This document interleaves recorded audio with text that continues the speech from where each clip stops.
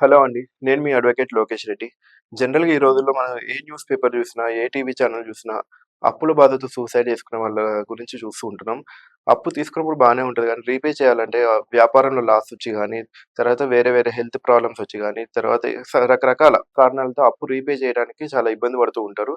కొంతమందైతే ఆ అప్పు రీపే చేయలేక సూసైడ్ చేసుకోవటం, తర్వాత వాళ్ళ ఇల్లు వదిలి ఎళ్ళిపోవడం, తర్వాత వాళ్ళ జాబు ఈవెన్ గవర్నమెంట్ జాబ్ ఉన్నా సరే వదిలేసి అబ్స్కాండ్ అయిపోవడం అనేది చూస్తూ ఉంటున్నాం. సో, వీళ్ళకి చట్టంలో చూసుకున్నట్లయితే వీళ్ళకొక సొల్యూషన్ ఉంటదండి. ఇన్సాల్వెన్సీ పిటిషన్ అని ఒక పిటిషన్ ఉంటుంది. సో, మీకు ఒకవేళ అప్పులు గనక ఎక్కువైపోయి రీపే చేయలేని పరిస్థితిలో ఇది అందరి గురించి నేను చెప్పట్లేదండి. జెన్యూన్‌గా ప్రాబ్లమ్ ఉండి రీపే చేయలేని వాళ్ళు ఎవరైనా ఉంటే, వాళ్ళకి చట్టంలో ఇన్సాల్వెన్సీ పిటిషన్ అనే ఒక పిటిషన్ ఉంటుంది. ఈ పిటిషన్ వేసుకోవటం వల్ల ఇమ్మీడియేట్‌గా ప్రొటెక్షన్ ఆర్డర్ వచ్చే అవకాశం ఉంది. ఈ అప్పు ఇచ్చిన వాళ్ళ దగ్గర నుంచి మీకు హెరాస్మెంట్ అనేది కూడా తగ్గుతుంది. అంతే కాకుండా దీనిలో రకరకాల స్టేజెస్ ఉంటాయి. రకరకాల ఇంట్రిమ్ అప్లికేషన్స్ ఉంటాయి. వీటన్నిటిని యూజ్ చేసుకుంటే మీకు ఖచ్చితంగా న్యాయం జరిగే అవకాశం ఉంది.